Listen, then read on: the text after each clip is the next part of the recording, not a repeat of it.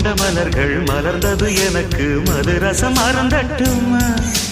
விடுகின்ற வரையில் முடிகின்ற வரையில் கவிதைகள் எழுதட்டுமா